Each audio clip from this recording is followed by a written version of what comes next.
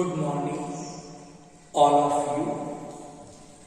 गायत्री विद्या मंदिर सांचौर की online classes में आप सभी का बहुत बहुत स्वागत है। हम लोग बात कर रहे थे डाइजेस्टिव सिस्टम के बारे में, पाचन तंत्र के बारे में। और कल के लेक्चर में हम लोगों ने बात की थी कि मानव का जो पाचन तंत्र है, डाइजेस्टिव सिस्टम है, उसमें जो पहला कंपोनेंट है वो एलिमेंटरी कैनाल, आहार नाल है। और जो दूसरा कंपोनेंट है वो है डाइजेस्टिव ग्लैंड, पाचन ग्रंथि। तो आज हम स्टार्ट कर रहे हैं आहार नाल एलिमेंटरी कैनाल की स्ट्रक्चर, उसकी संरचना के बारे में। और आज के लेक्चर में हम बात करेंगे आहार नाल के पहले भाग के बारे में। और आहार नाल का ये जो पहला भाग है वो है माउथ एंड ऑरल कैविटी। इसे मुख व मुख गुहा के नाम से जाना जाता है। तो बात करते हैं माउथ के बारे में, ऑरल कैविटी के बारे में। तो पहली बात, जो माउथ है, मुख जो संरचना है, यहीं से आहार नाल की शुरुआत होती है। एलिमेंट्री कैनाल का प्रारंभ या जो एलिमेंट्री कैनाल का पहला भाग है वो माउथ, मुख है। अगर हम मानव की बात करें तो मुख की स्थिति जो है, पोजीशन है, वो शरीर में वेंट्रल सरफेस पर, शरीर की अधर सतह पर मुख उपस्थित होता है। मुख जो है वो पीछे की ओर एक कैविटी में, एक टनल, सुरंग जैसी संरचना है जिसमें खुलता है, ओपन होता है। उसी संरचना का नाम ऑरल कैविटी, मुख गुहा है, जिसे बक्कल कैविटी के नाम से भी जाना जाता है। तो अब हम लोग बात करेंगे कि जो ऑरल कैविटी है, जो बक्कल कैविटी है, उसमें कौन कौन सी महत्वपूर्ण संरचनाएं मौजूद हैं। और ये जो संरचनाएं हैं बक्कल कैविटी की, वो कौन से महत्वपूर्ण कार्य करती है, तो वन बाय वन डिस्कस करेंगे। पहली संरचना जो है ऑरल कैविटी में, उसका नाम है पैलेट। हिंदी में इसे तालु कहा जाता है। दूसरी जो संरचना है बकल कैविटी में, ऑरल कैविटी में, वो है टंग, जीभ, जिह्वा के नाम से इसे जाना जाता है। और तीसरी जो सबसे महत्वपूर्ण संरचना ऑरल कैविटी में मौजूद है वो है टिथ, दांत। तो बकल कैविटी, ऑरल कैविटी की हम जब भी बात करेंगे तो पहले टंग और टिथ, इन तीन महत्वपूर्ण संरचनाओं के बारे में हम डिस्कस करेंगे। तो शुरू करते हैं ऑरल कैविटी, बकल कैविटी के बारे में, और बकल कैविटी में मौजूद इन संरचनाओं के बारे में, इनके फंक्शंस के बारे में। तो शुरू करते हैं पहले पैलेट से।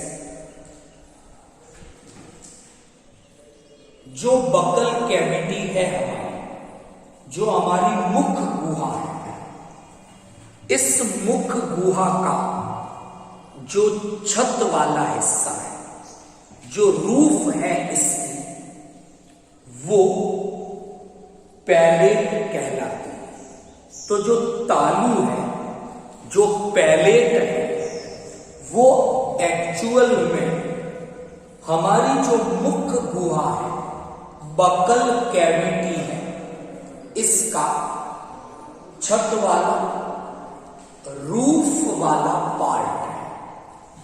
आप इसे कैसे महसूस कर सकते हैं कि अब हम क्या करें कि जो टंग है, जीभ है, आप इस जीभ को मुख गुहा की जो ये छत है, पैलेट, अगर इस पे आप स्पर्श करवाते, ऊपर की तरफ जीभ को टच करवाएं, तो महसूस होगा कि पैलेट का अगला आधा भाग, जब आप महसूस करोगे तो पैलेट का अगला आधा भाग थोड़ा कठोर, हार्ड महसूस होगा, जबकि पैलेट का जो पीछे वाला आधा भाग है, जब हम टंग से उसे स्पर्श करेंगे तो वो कोमल,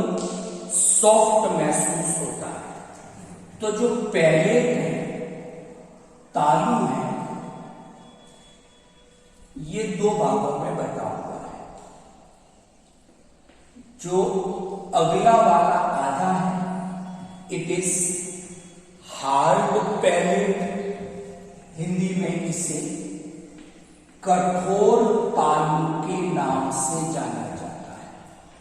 जो पीछे वाला है, जो आपको कॉमन महसूस होता है, उसे सॉफ्ट पैलेट, कॉमन तालु के नाम से जाना जाएगा। तो एक बार पैलेट के बारे में डिस्कस की, तो मुख गुहा की जो छत है, रूफ है, वो इस पैलेट के द्वारा निर्मित है। और ये पैलेट भी दो भागों में विभेदित है। इसका अगला आधा हिस्सा कठोर तालु है, इसका पिछला आधा हिस्सा सॉफ्ट, कोमल तालु कहलाता है। नंबर, मुख गुहा का जो निचला फर्श वाला हिस्सा है, वहां पर टंग, जीभ उपस्थित होती है। तो छत वाला हिस्सा तो पैलेट, तालु से बना हुआ है, और जो फर्श वाला हिस्सा है, निचला हिस्सा है, वो बना हुआ है जीभ से। तो बात करेंगे टंग की, जीभ। अगर मैं इसको बहुत सिंपल वे में समझाऊं तो जीभ जो है वो 3 महत्वपूर्ण कार्य करती है। मुख गुहा में जो टंग प्रेजेंट है, जो जीभ उपस्थित है, उसके द्वारा 3 महत्वपूर्ण कार्य किए जाते हैं। अब कौन से कार्य हैं? नंबर 1, जब हम पाचन की पूरी क्रिया पढ़ेंगे, हालांकि कल मैंने बात भी की थी कि आहार नाल में पाचन यांत्रिक विधि से भी होता है, रासायनिक विधि से भी होता है। तो यांत्रिक विधि में क्या करते हैं? दांत है, जीभ है, ये पैलेट है, ये भोजन को पीसते हैं, ग्राइंडिंग करेंगे, मिक्सिंग करेंगे उसकी, इस तरह के काम होते हैं। तो मुख गुहा में जो भोजन का मैकेनिकल डाइजेशन, यांत्रिक पाचन होता है, उसमें टंग या जीभ, जिह्वा मदद करती है या उस क्रिया में ये सम्मिलित है। एक काम हुआ। नंबर 2, अगर हम टंग की स्ट्रक्चर को देखें, आप शीशे के सामने खड़े हो जाए और उस मिरर के अंदर, शीशे में आप अपनी टंग को अगर ऑब्जर्व करते हैं अच्छे से, तो आप क्या देखोगे कि जीभ की सतह पर, सरफेस पर आपको छोटी छोटी कुछ बर्ड्स लाइक, कलिकाओं के जैसी अति वृद्धियां दिखाई देती। तो टंग के ऊपर, टंग की सतह पर जो ये बर्ड्स हैं, कलिकाएं हैं, जो हमें दिखाई देती हैं, इन्हें टेस्ट बर्ड्स, स्वाद कलिकाओं के नाम से जाना जाता है। तो जो जीभ है, जिह्वा है, वहां पर स्वाद कलिकाएं उपस्थित हैं, टेस्ट बर्ड्स पर है। नाम से क्लियर है कि ये जो कलिकाएं हैं, ये जो बर्ड्स हैं, ये स्वाद की पहचान में एक महत्वपूर्ण भूमिका निभाती है। तो जीभ भोजन की जो स्वाद है, उसकी पहचान में भी महत्वपूर्ण भूमिका निभाती है। अभी मैं बात करूंगा स्वाद कलिका। तो जीभ के 2 कार्य। तीसरा, टंग जो है वो बोलने में सहायक है। तो 3 महत्वपूर्ण काम जीभ के द्वारा किए जाते हैं। अब जब हम टंग की बात करते हैं तो महत्वपूर्ण जो जानकारी आती है निकलकर, वो आती है टेस्ट बर्ड्स की, स्वाद कलिका। तो डिस्कस करते हैं कि अगर हम जीभ की बात करें तो ये लगभग इस टाइप की एक स्ट्रक्चर है। इस तरह की एक स्ट्रक्चर होती है टंग। तो हम क्या देखते हैं कि टंग पर, जीभ पर स्वाद कलिकाओं का जो डिस्ट्रीब्यूशन है, वितरण जो है, वो इक्वल नहीं, समान नहीं। मतलब टंग पर जो स्वाद कलिकाएं हैं वो इस प्रकार से है कि जीभ के अग्र सिरे पर जो स्वाद कलिकाएं मौजूद हैं वो मीठे स्वाद के लिए है। They are for the sweet taste of food.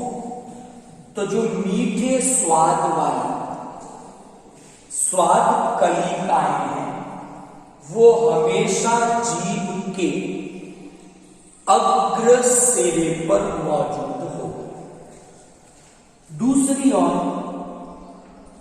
जो जीभ का मोस्ट पोस्टीरियर पार्ट है, जो इसका सबसे पिछला हिस्सा है जीभ का, वहां पर जो स्वाद कलिकाएं मौजूद हैं वो बिटर कड़वे स्वाद के लिए होती है। तो अग्र सिरे वाली स्वाद कलिकाएं मीठे स्वाद के लिए, पश्च सिरे वाली स्वाद कलिकाएं कड़वे स्वाद के लिए। और साइड की अगर मैं बात करता हूं, यहां पर पार्श्व लैटरल साइड की अगर हम बात करें तो इस लैटरल साइड दोनों ओर जो स्वाद कलिकाएं मौजूद होगी ये खट्टे नमकीन स्वाद के लिए उत्तरदायी होते हैं।